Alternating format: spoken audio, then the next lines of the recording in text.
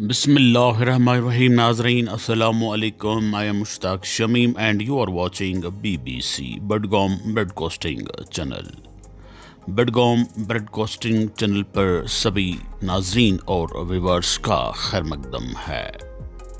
नाजरीन, पेश है हमारा ख़ास सेगमेंट काउंटर एनकाउंटर का ये ताज़ा शुमारा।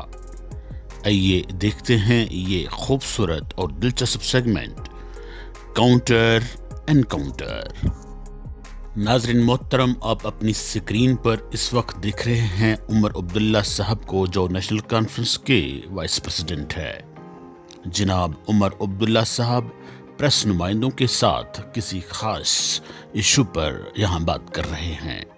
आइए पहले सुनते हैं उमर अब्दुल्ला साहब किस खास इशू पर बात कर रहे हैं और क्या बात कर रहे हैं।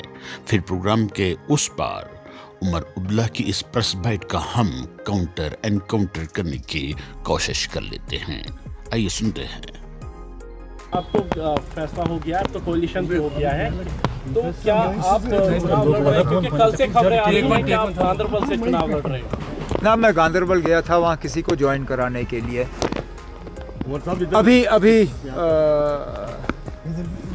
मैं अभी अपने साथियों से इसमें बात कर रहा हूँ। मुझे मैं एक आपने सवाल किया तो मुझे सवाल का जवाब दे दीजिए आप। मुझे एक बात का एहसास है, जिस चीज़ का शायद मैंने पूरी तरह से इस पे मैंने सोचा नहीं था, और ये मेरी गलती है। जिस असेंबली के लिए मैं खुद लड़ने के लिए तैयार ना रहूं, उस असेंबली के लिए मैं लोगों से कैसे उम्मीद करूं कि वो वोट डालें?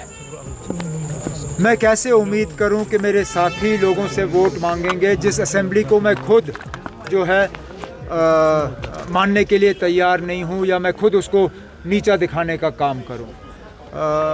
ये चीज़ जो है मेरे ऊपर एक दबाव सा बना हुआ है इस चीज़ को लेके, और मैं नहीं चाहता हूं कि लोगों को मैं कोई ऐसा गलत सिग्नल दूं कि मैं लोगों को कहूं कि आप जाओ जी इस असेंबली के लिए वोट दो, लेकिन मैं इस असेंबली को नहीं मानता हूं। तो इन हालात में मुझे दे दीजिए एक आध दिन, अब आपको पता चल ही जाएगा जब पार्टी की तरफ से लिस्ट जारी होगी। नाजरीन मोहतरम, आपने सुन लिया होगा कि उमर अब्दुल्ला साहब प्रेस नुमाइंदों की तरफ से पूछे गए किस सवाल का जवाब दे रहे थे। जी हाँ, गुज़श्ता कई महीनों से उमर अब्दुल्ला साहब ये डंडोरा पीटते चले आ रहे हैं कि आने वाले असेंबली इलेक्शंस में उमर अब्दुल्ला किसी भी कॉन्स्टिट्यूंसी से इलेक्शन नहीं लड़ेंगे, लेकिन पार्टी और पार्टी उम्मीदवारों के हक में ज़रूर इलेक्शन कैंपेन चलाएंगे। उमर अब्दुल्ला साहब का ये बयान सियासी और अवामी हलकों में ज़बरदस्त तनकीद का निशाना बनता रहा।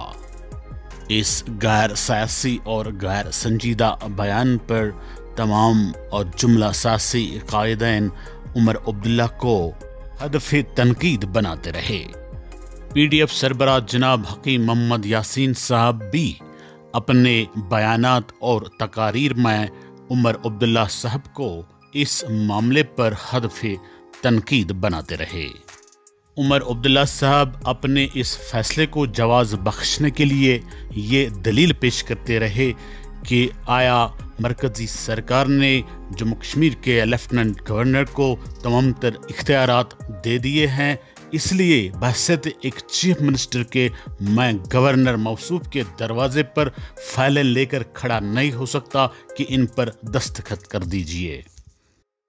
हालांकि इस दलील को अवामी और सियासी हलके मुस्तरद करते रहे, क्योंकि उमर अब्दुल्ला एक तो खुद ही अपने आप को चीफ मिनिस्टर बगैर इलेक्शन के बना बैठे थे, और मान के चलते हैं कि नेशनल कॉन्फ्रेंस का चीफ मिनिस्टर बन जाता उमर अब्दुल्ला के बगैर, क्या उस चीफ मिनिस्टर को गवर्नर मौसूफ के सामने उनके दरवाजे के बाहर फाइलें लेकर खड़ा नहीं होना पड़ता था? अगर वो होते, क्या वो नेशनल कॉन्फ्रेंस की तजलील नहीं थी? क्या वो उमर अब्दुल्ला साहब की तजलील नहीं थी? दरअसल बात ये नहीं थी, बात ये थी कि उमर अब्दुल्ला को इलेक्शन लड़ने के लिए कोई महफूज कॉन्स्टिट्यूंसी दस्तयाब भी नहीं हो पाती थी। उनको जब लगा कि बडगाम कॉन्स्टिट्यूंसी उनके लिए खाली हो गई और वो सेफ भी है, तो उमर अब्दुल्ला साहब के मन में रसगुल्ले फूट पड़े और उनका मुंह पानी से भर गया। बडगाम कॉन्स्टिट्यूंसी का ख्याल मन में आते ही उन्होंने हाथों हाथों प्रेस नुमाइंदों के सामने इस बात का इशारा दिया कि वो बडगाम और गांदरबल कॉन्स्टिट्यूंसी से इलेक्शन लड़ने के लिए तैयार हैं। गांदरबल वैसे तो उनके मन में नहीं था, वो सिर्फ वजन शेर के लिए उन्होंने इस बात के साथ जोड़ दिया कि बडगाम के लोग उन्हें कहेंगे नहीं जी गांदरबल नहीं, अब बडगाम आ जाइए, सिर्फ बडगाम में इलेक्शन लड़ लीजिए। अब चनाचे जो ही उमर अब्दुल्ला साहब को इस बात का इशारा मिल गया कि बडगाम से मारूफ शिया लीडर आगा सईद हसन साहब अपने फर्जंद अर्जुमंद एडवोकेट आगा सईद मुंतजिर साहब को पीडीपी की टिकट पर मैदान में उतारने के लिए रजामंद हो गए, तो उमर अब्दुल्ला साहब ने जो अपने मन मंदिर में ख्वाब सजा के रखे हुए थे वो टूटकर एकदम चिकनाचूर हो गए। अपने मन मंदिर में सजाए गए ख्वाब चिकनाचूर होते ही उमर अब्दुल्ला साहब ने प्रेस नुमाइंदों के सामने अब इस बात का इशारा दिया है कि वो सिर्फ गांदरबल असेंबली सेगमेंट से इलेक्शन लड़ने वाले हैं। एक बात जिसका मैं दरअसल काउंटर एनकाउंटर करना चाहता हूं वो ये कि उमर अब्दुल्ला साहब को पता ही नहीं है कि मुझे इलेक्शन लड़ना चाहिए या नहीं लड़ना चाहिए, हमारी पार्टी को इलेक्शन लड़ना चाहिए या नहीं लड़ना चाहिए, मुझे बडगाम से इलेक्शन लड़ना चाहिए या गांदरबल से लड़ना चाहिए। ये एक पार्टी का जिम्मेदार लीडर है, कन्फ्यूजन का शिकार है। जब पार्टी का लीडर ही कन्फ्यूजन का शिकार है तो वो पार्टी या फिर वो लीडर अवाम के लिए क्या कुछ कर सकता है ये आप बखूबी जान चुके होंगे। बीबीसी के साथ बने रहने के लिए आपका बहुत बहुत शुक्रिया। Thanks for watching BBC.